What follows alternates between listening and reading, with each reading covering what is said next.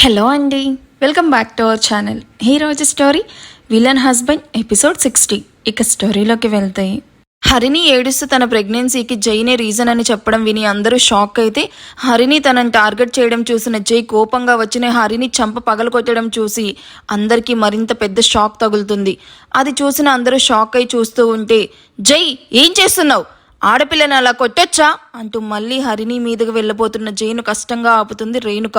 Don't stop me mom, ఇవాళ నన్ను ఆపొద్దు, దీన్ని చంపేస్తాను, ఎంత ధైర్యం ఉంటే తన ప్రెగ్నెన్సీకి నన్ను రీజన్గా ఇలా అందరి ముందు చూపెడుతుంది అంటూ ఆవేశంగా హరిని మీదకి వెళ్ళబోతున్న జైను అమర్ ఆనంద్ కంట్రోల్ చేస్తూ గట్టిగా పట్టుకుంటారు. లీవ్ మీ అంటూ హరిని వైపు కోపంగా చూస్తూ, మ్యారేజ్కి నో అన్నానని ఇలాంటి చీప్ ట్రిక్స్ ప్లే చేస్తే నిన్ను మ్యారేజ్ చేసుకుంటానని అనుకుంటున్నావా, చంపేస్తాను, చెప్పు అది అబద్ధమని అందరికీ వినిపించేలా చెప్పు అంటూ హరిని వైపు కోపంగా చూస్తూ అరుస్తాడు. ఎలా కనిపిస్తున్నాను బావా, నువ్వు మ్యారేజ్కి ఒప్పుకోలేదని నా మీద ఇలాంటి నింద వేసుకుంటానా? ఏ ఆడపిల్ల పెళ్లి కాకుండా కడుపుతో ఉన్నానని ఇలా అందరిలో చెప్పుకోలేదు. నేను కూడా ఆడపిల్లనే బావా, అందుకే ఇలా అందరిలో చెప్పాల్సి వస్తున్నందుకు సిగ్గుతో చచ్చిపోతున్నాను అంటూ ఏడుస్తూ మొహాన్ని చేతుల్లోకి దాచుకుంటుంది. అమర్ ఆనందులను బలం మొత్తం చేతుల్లోకి తీసుకుని వెనక్కి తోసి, నా పేషెన్స్ను టెస్ట్ చేయకు హరిని, మర్యాదగా ఇదంతా డ్రామా అని చెప్పు, లేదా నేను ఏం చేస్తానో నాకే తెలియదు. బావా ప్లీజ్, ఇప్పటికే మానసికంగా చచ్చిపోయాను, ఇలా మాట్లాడి ఉన్న కాస్త ప్రాణాన్ని కూడా తీయకు. నిజంగానే నేను ప్రెగ్నెంట్ బావా, కావాలంటే హాస్పిటల్లో చెక్ చేయించు, నా కడుపులో నీ బేబీ పెరుగుతుంది అంటూ ఏడుపు మరింత పెంచుతుంది. ఏయ్ నిన్ను అంటూ హరిని మీదకి వెళ్ళబోతున్న జైకి అడ్డుగా నిల్చుకొని, నా కూతురు మీద ఇంకోసారి చేయి పడితే బాగోదు జై, దాన్ని అమాయకురాల్ని చేసి మాయమాటలు చెప్పి నమ్మించి మోసం చేసి ఇప్పుడు అందరి ముందు హరిని తలదించుకునేలా చేసి దానిదే తప్పు అంటావా? హరినితో నీకు రిలేషన్ ఉందా లేదా, నిజం చెప్పు అంటూ కోపంగా అడుగుతాడు మాదేశ్. అవును ఉంది అని ఆన్సర్ ఇచ్చిన జైని చూసిన వినయ్ వర్మ షాక్ అవుతూ మాటలు రాని బొమ్మలా చూస్తూ ఉంటాడు. అది చూసిన మాదేశ్ కన్నింగా నవ్వుకుంటూ మొహాన్ని సీరియస్గా పెట్టుకొని, చూసావా రిలేషన్ ఉందని నువ్వే ఒప్పుకున్నావు, అలా రిలేషన్లో ఉన్నారు కాబట్టి ఇవాళ నా కూతురు కడుపులో నీ బిడ్డ పెరుగుతున్నాడు.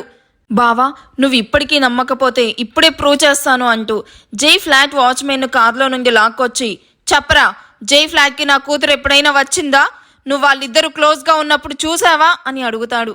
కోపంగా ఉన్న జై ఫేస్ను చూసి భయపడుతూ వెనక్కి అడుగులు వేస్తూ ఉన్న వాచ్మెన్ చేయి పట్టుకుంటూ, చూడు నువ్వు ఇక్కడ ఎవరికి భయపడాల్సిన అవసరం లేదు, నేనున్నా కదా, నిజాన్ని నిర్భయంగా అందరి ముందు ధైర్యంగా చెప్పు, నీకు అండగా నేను కాదు దేవుడు లాంటి మా బావగారు ఉన్నారు అని వినయ్ వర్మ వైపు చూపిస్తూ చెప్తాడు. మాదేశ్ అప్పటికే వాచ్మెన్కి అమౌంట్ ఇవ్వడంతో వాచ్మెన్ భయపడుతూనే, సార్ నా పేరు కైలాష్, నేను జైసార్ ఉంటున్న ఫ్లాట్కి వాచ్మెన్, నాకు జైసార్ 2 ఇయర్స్గా తెలుసు. హరిని వైపు చూపిస్తూ, ఈ మేడం జైసార్ కోసం చాలాసార్లు ఫ్లాట్కి వచ్చారు, ఒక్కోసారి అక్కడే పడుకుంటూ పోయేవారు, వాళ్ళిద్దరూ క్లోజ్గా అంటే మేడం జైసార్కి ఫుడ్ తినిపిస్తూ ఒళ్ళో కూర్చోవడం నేను ఒకసారి చూశాను, అండ్ ఇంకోసారి కారులో కూడా కిస్ పెట్టుకోవడం చూశాను అంటూ చెప్పి జై చూపుల వేడికి తట్టుకోలేక, సార్ నేను బయట ఉంటాను అని అక్కడి నుండి వెళ్ళిపోతాడు. ఇప్పుడేమంటారు బావా, ఇప్పుడు కూడా నా కూతురు చెప్పింది అబద్ధం అంటారా, మీరే న్యాయం చెప్పండి, అన్యాయంగా నా కూతురి జీవితాన్ని నాశనం అవ్వకుండా మీరే ఏదైనా నిర్ణయం తీసుకోండి బావగారు ప్లీజ్ అంటూ 2 చేతులు జోడిస్తూ కన్నీళ్లు పెట్టుకుంటున్న మాదేశ్ వైపు చూస్తూ, ఏయ్ బంద్ చేయండి మీ ఫ్యామిలీ యాక్టింగ్, ఇప్పటి వరకు చాలా పేషెన్స్తో ఇది నానమ్మ పుట్టిల్లు, నా వల్ల ఇక్కడ గొడవ అవ్వకూడదు అని మౌనంగా ఉన్నాను, ఇక యాక్టింగ్ బేర్ చేయను, నోరు మూసుకొని నీ ఫ్యామిలీని తీసుకొని బయటకు దొబ్బై అంటూ సీరియస్గా చూస్తూ చెప్తాడు. జై మామయ్య అన్న రెస్పెక్ట్ కూడా ఇవ్వకుండా ఆయనతో ఇలాగైనా మాట్లాడేది, ముందు మామయ్యకి సారీ చెప్పు, హరి నేను మ్యారేజ్ చేసుకుంటానని చెప్పు మామ్ అంటూ కోపంగా తన పక్కనున్న ఫ్లవర్ వాజ్ విసిరికొట్టి, దీంట్లో నువ్వు అస్సలు ఇన్వాల్వ్ అవ్వకు, నీ అన్నం చూసి ఇన్నోసెంట్ అనుకోకు అని మాదేశ్ వైపు నిప్పులు కక్కే కళ్ళతో చూస్తూ, నీ ఈ ప్రెగ్నెన్సీ డ్రామా ఆపి all of you get out అంటూ స్టెప్స్ వైపు వెళ్తున్న జైను ఆపి, ఇంత చెప్తున్నా నీకు డ్రామాలా ఉందా, okay fine look at this అంటూ ఒక ఫైల్ తీసుకుని వచ్చి జై చేతిలో పెడుతూ, మరి దీనికేం ఆన్సర్ ఇస్తావు, వాట్ ఈస్ దిస్ అని ఆ ఫైల్ ఓపెన్ చేసిన జైకి హాస్పిటల్లో డాక్టర్ హరిని కన్సీవ్ అని కన్ఫర్మ్ చేసిన రిపోర్ట్స్ కనిపిస్తాయి. బుల్షిట్, నీ కూతురు కొవ్వెక్కి ప్రెగ్నెంట్ అయితే నాకేంటి సంబంధం, నాకు నీ కూతురుతో రిలేషన్ ఉంది కాదు అనను, అందరి అమ్మాయిలతో ఎలా అయితే రిలేషన్ మెయింటైన్ చేస్తున్నానో నీ కూతురుతో కూడా అంతే. మా రిలేషన్ స్టార్ట్ అయ్యే ముందే తనకు అన్ని క్లియర్గా చెప్పాను, ఈ మ్యారేజ్ ప్రేమ లాంటివి నా లైఫ్లో లేవు అండ్ ఉండవు అని. And she said okay. నేను ఎవ్రీ టైం ప్రొటెక్షన్ యూజ్ చేశాను. సో ఈ ప్రెగ్నెన్సీకి నాకు ఎలాంటి సంబంధం లేదు. Is it clear? బావా, ఎప్పటికైనా నువ్వు నా ప్రేమను అర్థం చేసుకుంటావని నీతో అంత దూరం వచ్చాను. షటప్! నువ్వు ఇంకేం చెప్పకు. ఈ చెత్త టాపిక్ గురించి నేను ఇంకేం డిస్కస్ చేయాలనుకోవడం లేదు అని జై పైకి వెళ్ళబోతూ ఉండగా, ఆగు అని గంభీరంగా వినిపించిన వినయ్ వర్మ వాయిస్కి జై పైకి ఎక్కబోతూ కాస్త తన కాల్ వెనక్కి తీసుకొని తన తండ్రి వైపు చూస్తాడు. జై గురించి ఒక్కొక్కటి తెలుస్తూ ఉంటే రుద్ర బుర్ర గిర్రున తిరుగుతూ ఉంటుంది. జైకి హరిణితో రిలేషన్ ఉంటే మరి ఆద్యను ఎలా లవ్ చేస్తున్నాడు?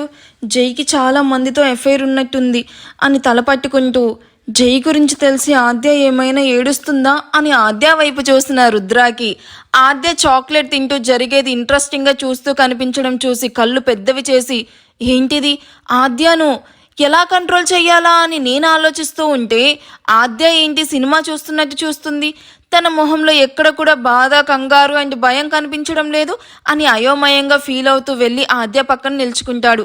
ఆద్య, నీకు కొంచెం కూడా బాధ లేదేంటి?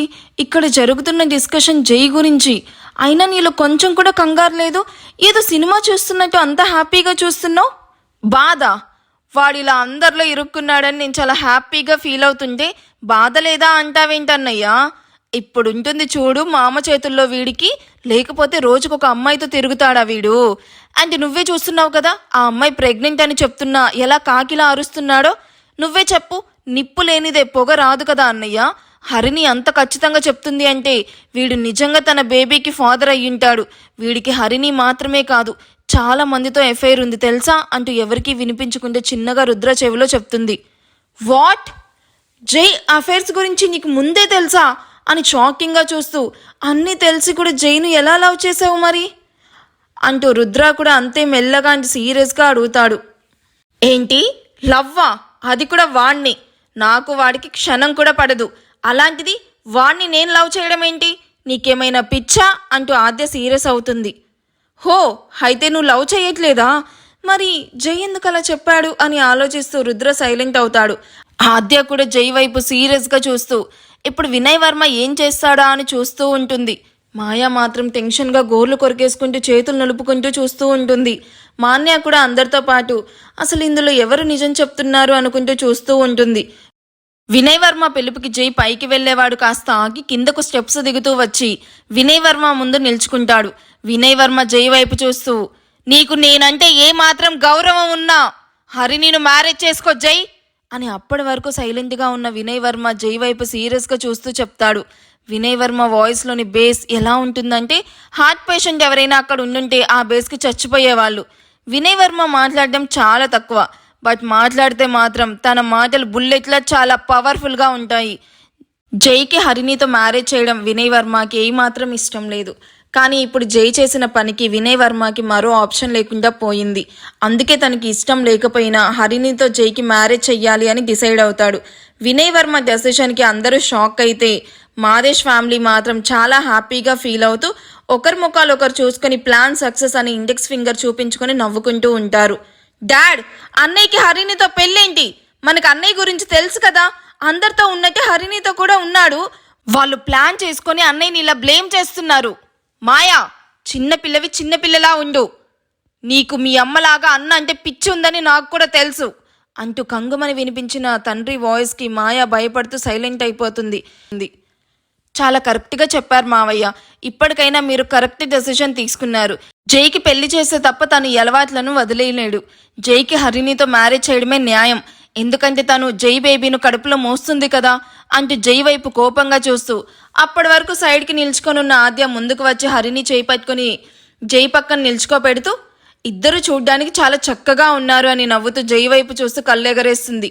నిన్ను అంటూ పళ్ళు నూరుతూ తన వైపు గుర్రుగా చూస్తూ ఉన్న జైను చూసి నువ్వు చూడడం తప్ప ఇంకేమీ చేయలేవురా అని రెక్లెస్గా నవ్వుతుంది ఆద్య. ఆద్య ఎక్కడ తన కూతురికి కాంపిటీషన్గా వస్తుందో అని భయపడ్డ మాదేశ్ శ్వేతాలకు తనే జై హరిణీలకు మ్యారేజ్ చేయడం కరెక్ట్ అంటూ సపోర్టింగ్గా మాట్లాడడం షాకింగ్గా అనిపిస్తుంది. ఆద్య హరిణికి సపోర్ట్ చేయడం మాయాకి అస్సలు నచ్చదు. దాంతో ఆద్య వైపు అసహనంగా చూస్తూ, ఇంత జరుగుతూ ఉన్న ఒక్క మాట కూడా మాట్లాడకుండా చూస్తూ ఉన్న ప్రతాప్ వైపు ఆశ్చర్యంగా చూస్తూ ఉంటుంది. ఇప్పటికైనా ఒక తండ్రిగా నా కూతురు బాధను అర్థం చేసుకుని జైతో హరిని మ్యారేజ్ చెయ్యాలి అని నిర్ణయించుకున్నందుకు చాలా థ్యాంక్స్ బావగారు అని ఆనందంగా చెప్తూ హరిని వైపు చూస్తాడు మాదేశ్.